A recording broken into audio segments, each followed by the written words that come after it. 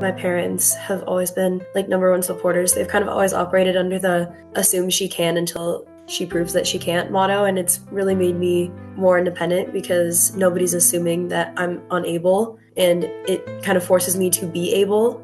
I want to go into like clinical psychology, so I want to do like kind of a mix of research and then like inpatient work. As long as you can tell other people what you want, you're a lot more likely to get it than just waiting for them to assume your needs. So I think that's kind of a big thing that I've been trying to kind of use a lot in my later high school years.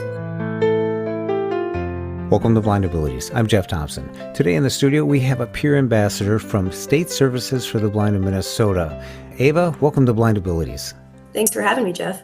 You bet. And thanks for taking the time out of your busy day. I'm sure you got homework, all sorts of other things going on, but you're taking a little bit of time to come on here so we can share a little bit who Ava is and your new position as peer ambassador. Why don't you tell me about your academic journey, where you're at and where you're headed? Cool. So yeah, I'm Ava. I am fully blind and I have been since I was born. I am in 11th grade, so I'm a junior. So I'm still in high school and my academic journey has been kind of crazy. Actually, all of my classes that I'm taking right now are like CIS college in the schools and like AP classes. So honestly, my academic journey has kind of made up my entire year.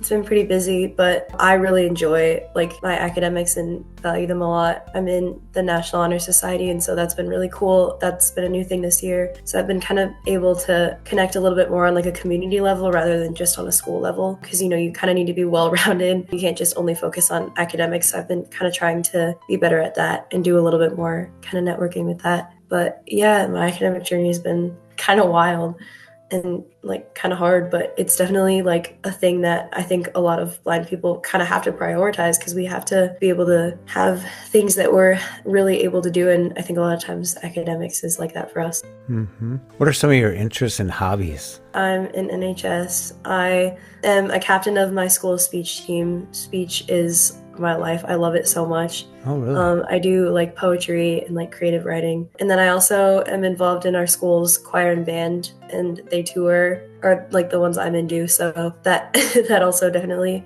takes up quite a bit of time, but it's so fun. I love music. It's my favorite thing, and I will probably always be part of music in some form. I like that, having a well-rounded education and involvement in other activities, so it's balanced, like you said. What made you decide to become a peer ambassador? I remember, I think I must have been a freshman, so it was probably right after I started with SSB. I attended this like technology conference that they had for kind of like transition and post-secondary stuff, and that was the first time I had seen the peer ambassadors, which were Amy and Maddie at the time, kind of in action. They were speaking to the group and kind of just sharing their insights. And I remember just thinking that they were really valuable. I kind of already had known them before just from like the blind community, but I just remember thinking that they were such valuable assets to us as peer voices for like our needs and for the things that were different for us than even like for maybe you guys as like a previous generation. And so when Shane asked me at the beginning of junior year, I remember just thinking like, wow, that's really full circle to come around and then be able to be that for other students. So that's what I'm hoping for. Oh, that's great. It's great that you enjoy doing that stuff, and now you'll be able to lead in a leadership role in helping others round out their experience and their journey as they move forward.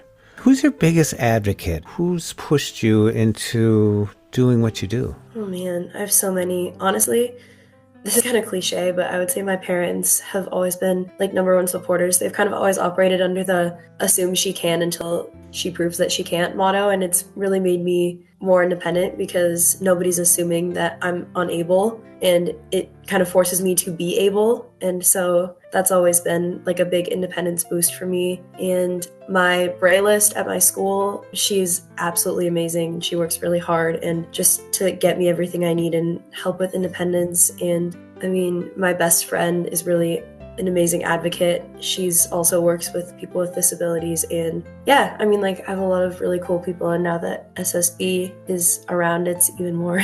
How did you decide on a major if you already have?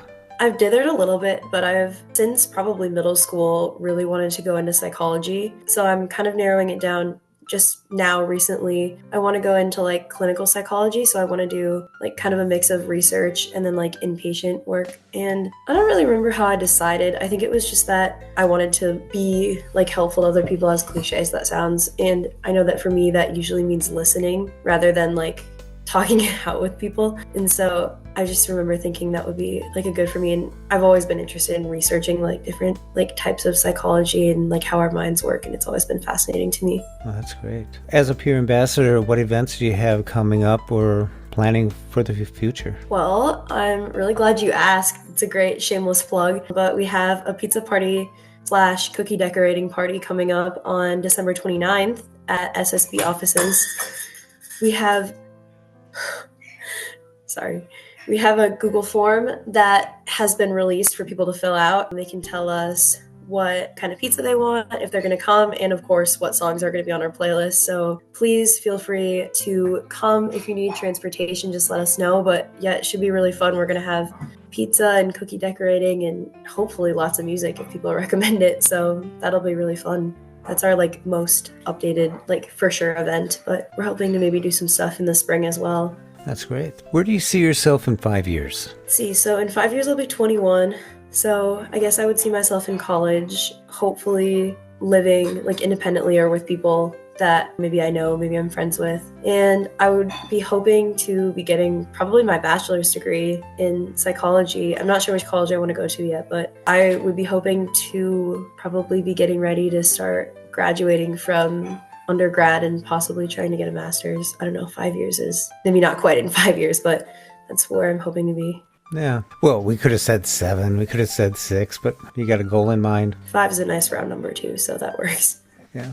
How has State Services for the Blind helped you on your journey? My gosh, so many ways. And I know there's a lot of things that will be really helpful with post-secondary. Honestly, I think like the biggest thing right now has been, well, kind of two main things. First of all, just easing us as blind teens and visually impaired teens into a post-secondary transition. I think SSB is really invaluable for that, whether it be having assistance with mobility on campuses or having people who can come help with living skills, or even just kind of to my second point, like being able to network and talk with other blind and visually impaired students just about like their experiences. I mean, like I've learned so much about like technology for visually impaired people just from talking to other people in SSB and at the camps that we do, like summer transition program I was part of last summer. I learned so much just from like talking to other teenagers as well as the counselors that were there. Yeah, isn't that someone you find someone that has a like condition or are using the same tools, how they're doing it, what they're doing it, it's just like you're immersed right into it.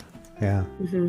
What kind of tools are you using today in high school? What assistive technology type of tools are you using in high school today? I'm kind of in the middle of a technology transition right now. I recently got my Windows laptop, so I've been really working on that with like NVDA and kind of getting that all to work. But that's kind of my main like technology source. I also have a braille note taker that's refreshable, so I use that a lot of the time for Google Documents because our school is Google based, unfortunately. And I use like a white cane for mobility. I use my phone for a lot because I think that VoiceOver is great, which is a very like not very technologically advanced thing to say, but I use my phone for a lot because it's just really convenient. And I think not that this is like a physical tool, but I think that being able to advocate for that kind of thing, being able to advocate for the technology you need and for access to like orientation and mobility instruction is also just like a really good tool to have, because as long as you can tell other people what you want, you're a lot more likely to get it than just waiting for them to like assume your needs. So I think that's kind of a big thing that I've been trying to kind of use a lot in my later high school years. Oh yeah, self-advocacy is a great skill to have. I'm glad to hear that you're doing that. That's awesome. It's definitely not easy. What advice would you give to another student who is thinking about their college and their future career? I would say ask a lot of questions. Don't be afraid or don't assume that you're not going to get an answer or that people aren't going to give you what you need. Not because everything is going to always be available or accessible, but because it's not. I mean, like if you as a visually impaired student don't or aren't able to ask the hard questions about how transition is going to work for you, what's going to be difficult, what are your challenges going to be, then you're not going to be able to get all of the things that are going to be available to you. You know, like when you go to college, you're going to talk to be accessibility offices, or if you don't choose to go to college, like whatever workplace you're going to be in, you're going to have to find all of those accommodations. So I would just say, like, don't be afraid to ask questions of people, because there are lots of people who want to help and don't know how. And a lot of the times asking questions of other people and how they can, kind of make your life as accessible as it can be in a world that's not generally very accessible is kind of the best answer to the questions they might have. Oh, that's great. And I'm sure you're going to be answering a lot of questions to other peers as an ambassador for State Services for the Blind. So I'm glad that you took on this initiative, and I wish you the best in your high school days here and your future. So thank you for coming on to Blind Abilities. Thank you so much for having me. It's an honor. To find out more about all the programs at State Services for the Blind, contact Shane.DeSantis at state.mn.us. That's Shane.DeSantis at state.mn.us. Be sure to contact your State Services for the Blind, your Voc Rehab, and find out what they can do for you. Live, work, read, succeed.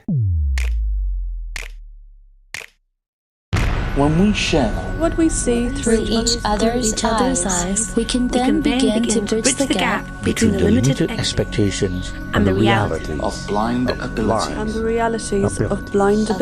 abilities.